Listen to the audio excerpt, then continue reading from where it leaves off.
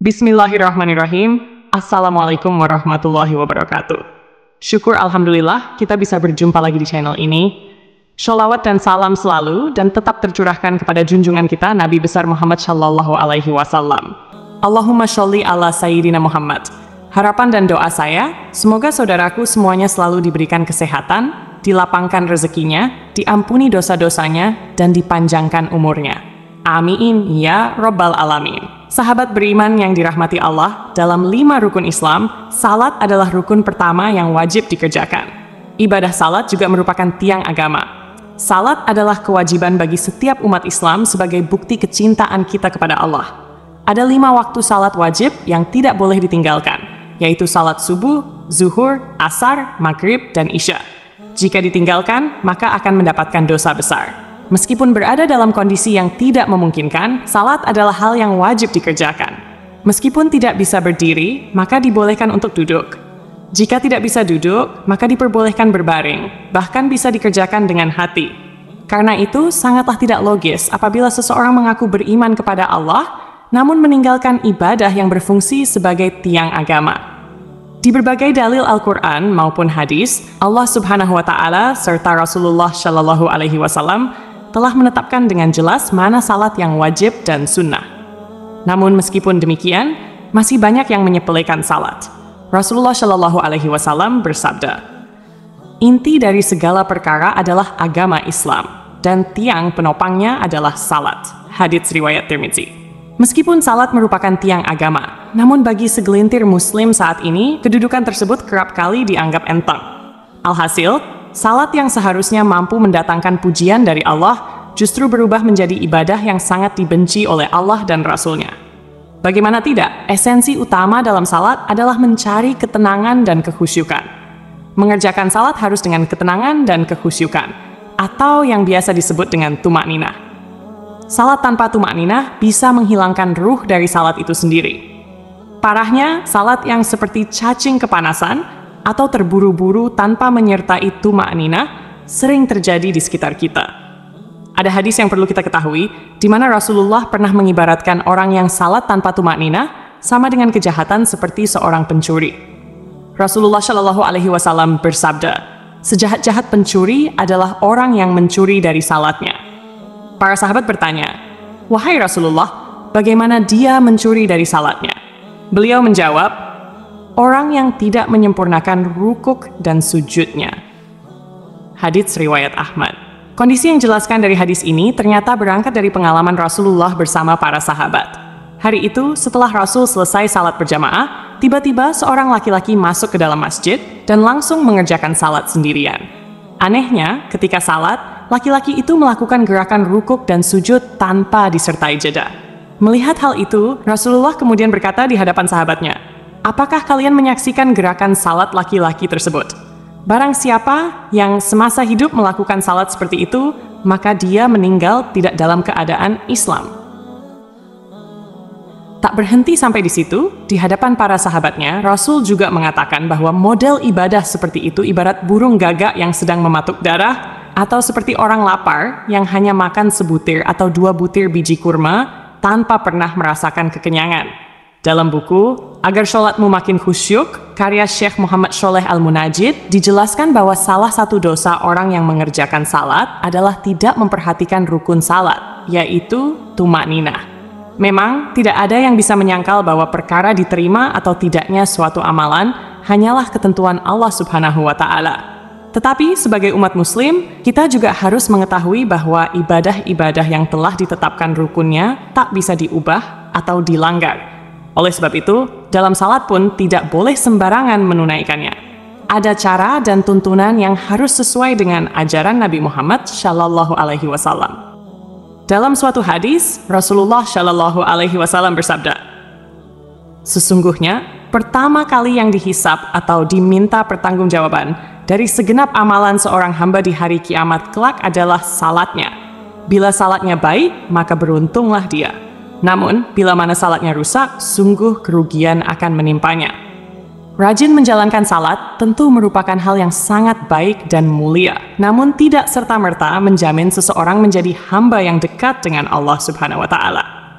Lalu, Siapakah orang-orang yang rajin salat, namun justru jauh dari Allah? Dan seperti apa ciri-cirinya? 1. Orang yang lalai dalam salat.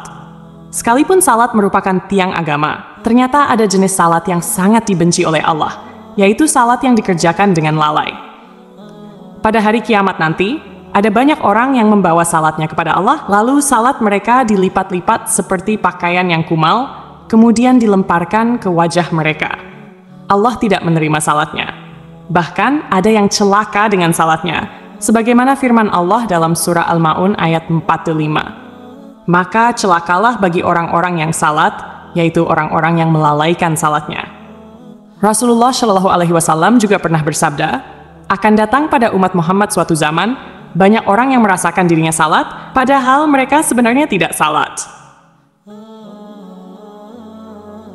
Perintah salat adalah untuk mengingat Allah Subhanahu wa Ta'ala, sebagaimana disebutkan dalam surah An-Nisa ayat 43, sehingga kamu mengetahui apa yang kamu ucapkan.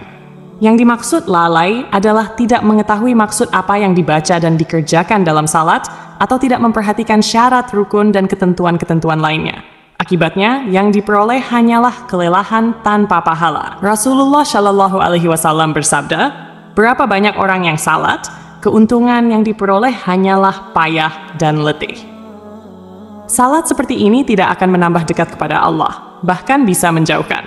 Rasulullah menegaskan, barang siapa yang salatnya tidak dapat mencegah perbuatan keji dan mungkar, maka tiada bertambah baginya kecuali semakin jauh dari Allah.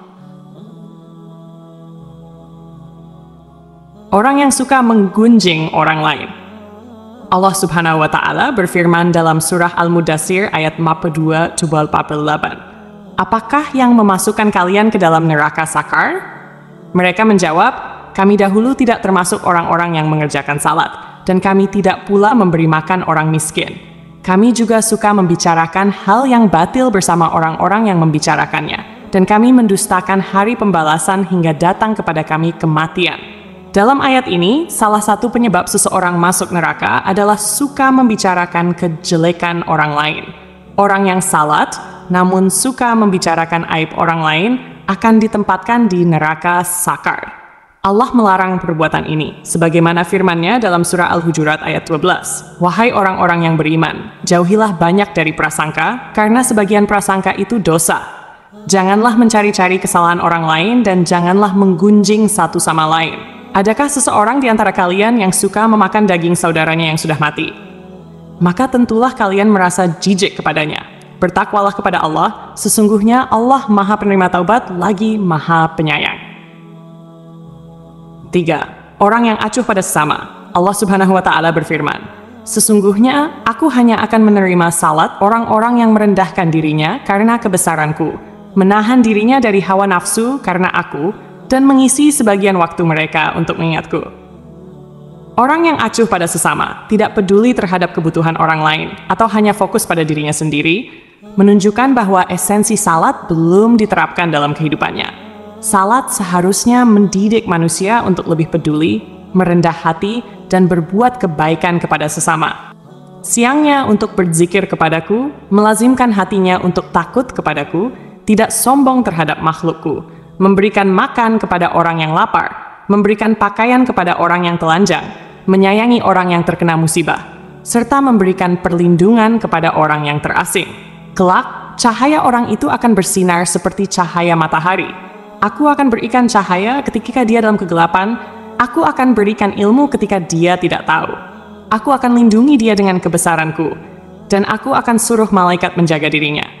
Jika dia berdoa kepadaku, aku akan segera menjawabnya. Dan jika dia meminta kepadaku, aku akan segera memenuhi permintaannya. Perumpamaannya di hadapanku adalah seperti perumpamaan surga Firdaus. Dalam hadis yang lain, Rasulullah Shallallahu Alaihi Wasallam menyebutkan bahwa salah satu cara mendekatkan diri kepada Allah adalah bersifat dermawan dan senang membantu orang lain, terutama kepada mereka yang sedang kesulitan. Rasulullah Shallallahu Alaihi Wasallam bersabda, orang yang dermawan dekat dengan Allah, dekat dengan manusia, dan dekat dengan surga. Sedangkan orang yang bakhil atau pelit jauh dari Allah, jauh dari manusia, dan dekat dengan neraka. Orang yang dermawan, insya Allah, akan menemukan kenikmatan di dalam salatnya. Ia akan memperoleh kenikmatan tersebut karena dijaga oleh para malaikat, diberi cahaya dalam kegelapan, dan diberi ilmu secara langsung oleh Allah yang masuk ke dalam hati sanubarinya. Orang yang ria. Sebab pertama yang mampu menjerumuskan seorang ahli ibadah sehingga mendapatkan azab, bahkan menjadi penghuni neraka, adalah sifat ria.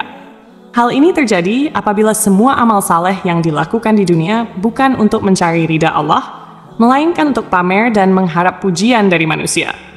Allah Subhanahu wa Ta'ala berfirman, "Sesungguhnya orang-orang munafik itu menipu Allah, dan Allah akan membalas tipuan mereka. Apabila mereka berdiri untuk salat, mereka berdiri dengan malas. Mereka bermaksud ria dengan salat di hadapan manusia, dan tidaklah mereka menyebut Allah kecuali sedikit sekali."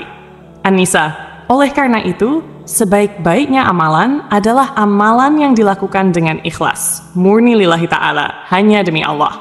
Cukuplah kita berharap kepada ridha dan balasan darinya, karena Allah Subhanahu wa Ta'ala adalah seadil-adilnya pemberi balasan.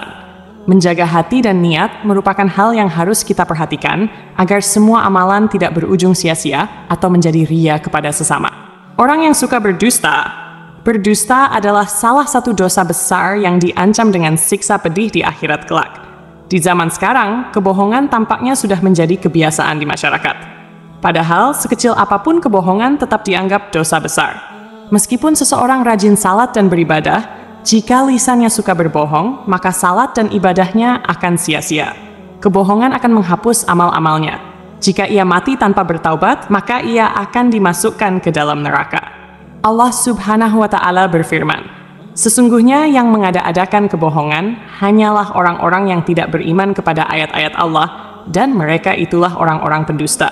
Berenah Suta, berbohong adalah salah satu ciri dari golongan orang-orang munafik. Oleh karena itu, kita sebagai umat Islam wajib menjauhi tindakan dusta, karena hal itu dapat menyengsarakan kita di dunia maupun di akhirat. Semoga kita termasuk golongan orang-orang yang rajin salat dan dekat dengan Allah Subhanahu wa Ta'ala, sehingga kita mendapatkan ridhanya dan menetap di surganya kelak. Amin ya Rabbal Alamin. Demikian yang bisa saya bagikan, semoga bermanfaat untuk kita semua. Wassalamualaikum warahmatullahi wabarakatuh.